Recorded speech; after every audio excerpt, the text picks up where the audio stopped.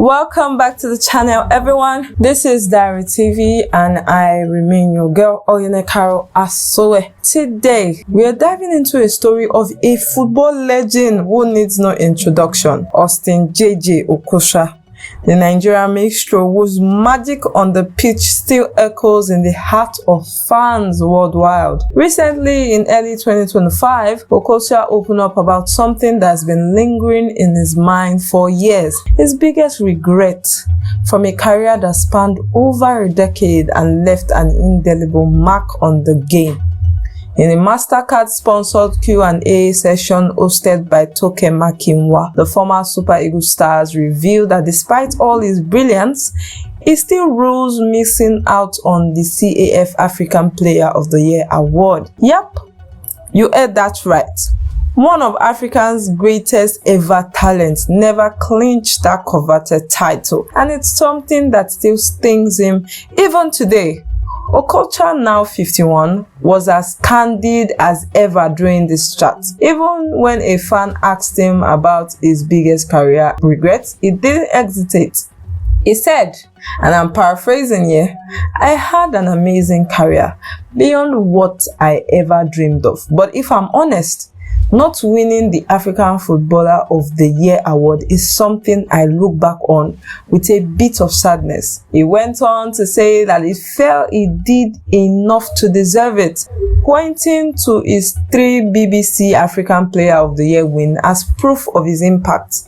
It wasn't a fluke, he added, but maybe it wasn't meant to be. And that's the latest update on this story, straight from the man himself in 2025, and it got us thinking, how could a player so gifted miss out on that honor? Let's unpack his journey, his achievements, and what might have been. Stick around because this is going to be a ride.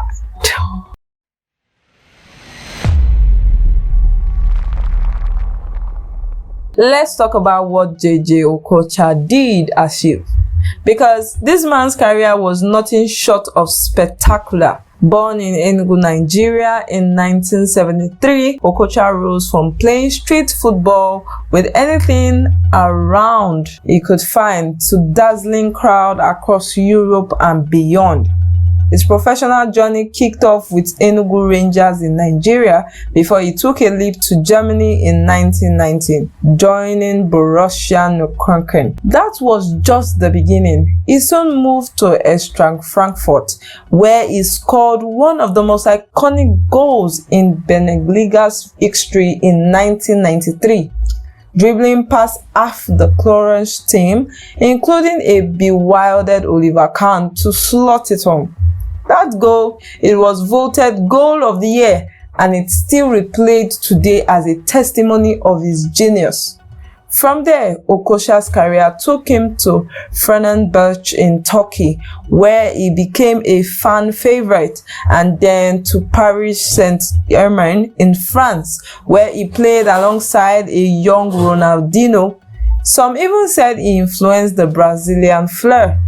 But it was at Bolton Wanderers in the English Premier League where he truly won out. Joining in 2002, he turned a relegation-threatened side into a team that played with swagger, leading them to the 2004 League Cup final. Internationally, he was a cornerstone of the Super Eagles, captaining Nigeria to the 1994 African Cup of Nations title and helping them qualify for their first ever World Cup that same year. Oh, and let's not forget the 1996 Olympic gold medal with Nigeria's dream team, a historical moment where he shone against the like of Brazil and Argentina. Okocha racked up 73 caps for Nigeria, scoring 14 goals, and his flair earned him a spot in Pele's list on the top 125 living footballers in 2004. 3 BBC African Players of the Year award, 2003, 2004, and 2005, cemented his status as a continental icon. This guy wasn't just a player. He was a showman, a magician who made football fun. So with all these accolades, how did the CAF award slip through his fingers? Let's explore that next. Now, let's get to the heart of Okocha's regret. The CAF African Player of the Year award. He was nominated 3 times, 1998, 2003 and 2004, but he never took home the prize. In 1998, he finished second behind Morocco's Mustafa Hadjid. In 2003, he came third with Cameroon's Samuel Eto'o taking the crown. And in 2004, he was runner-up again, this time to Eto'o once more. This near miss clearly left the mark. Okocha himself said he thought he had done enough, but honestly, it was hard to argue with him. His BBC win showed the fans and media recognized his brilliance. So what went wrong? One theory was timing. In 1998, Nigeria had a disappointing World Cup, exiting in the round of 16 despite Okocha's heroic, like that stunning free kick against Spain. Meanwhile, Hadjid led Morocco to a strong AFCON showing. In 2003 and 2004, Eto'o was lighting up La Liga with Barcelona and Mallorca, winning titles and scoring goals galore, while Okocha was at Bolton, a smaller club, despite his massive impact. The CAF award often favors players at Europe elite clubs or those with major tournament success, and Okocha's pick didn't always align with that narrative.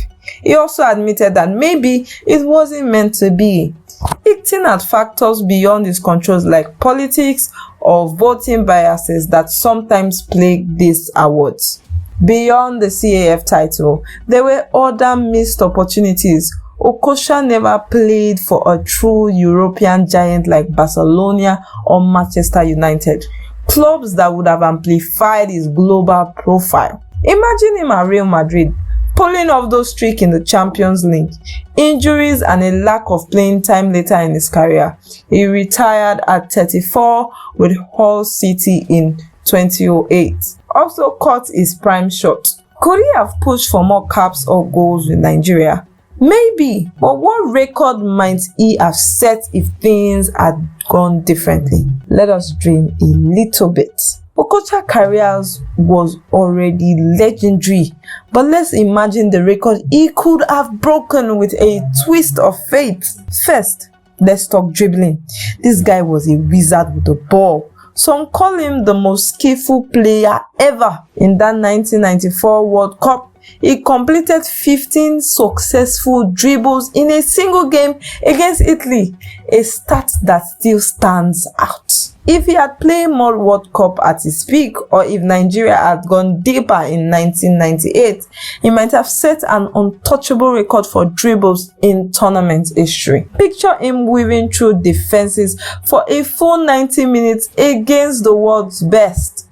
The numbers could have been insane. And then there is goal scoring. Okocha scored 14 times for Nigeria, but with his flair and free kick ability, remember that Spain stunner. He could have pushed closer to Rashidi Yekini's record of 37 goals if he stayed injury-free or even played longer. At club level, his 101 career goals across 494 matches are impressive, but a stint at a bigger club might have seen him stack up assists and strikes to rival modern playmakers like Kevin De Bruyne. Speaking of assists, his vision was unreal. Teammates like Kelvin Davies at Bolton called him a magician. With better finishers around him, he could have set a Premier League assist record during his Bolton days. And what about longevity? Retiring at 34 meant he missed out on a longer career resurgence like some modern stars. If he played into his late 30s, he could have added more cap to his 73, maybe even nearing Egypt's Ahmed Hassan African record of 184.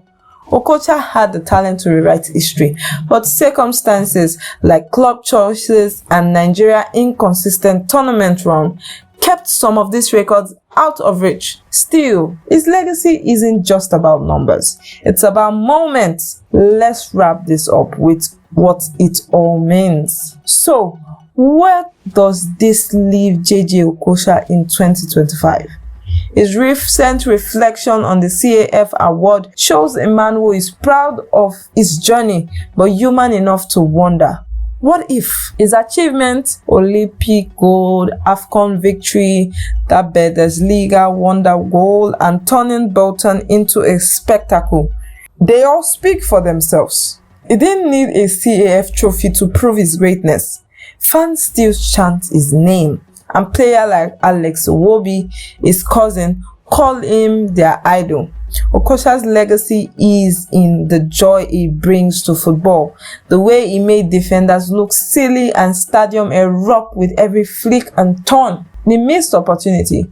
Sure, they are there. No CAF award, no Champions League medal, no record-breaking start to plaster across history books, but maybe that's what makes him so special. Okocha wasn't about chasing accolades for the sake of it.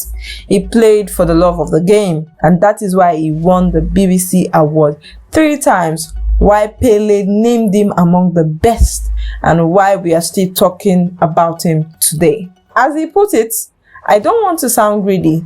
I had an amazing career, and he is right.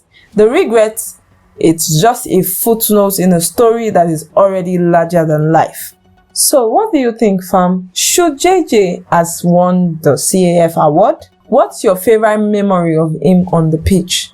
Drop your thoughts in the comments, hit that like button, and if you've enjoyed this deep dive, subscribe for more football stories.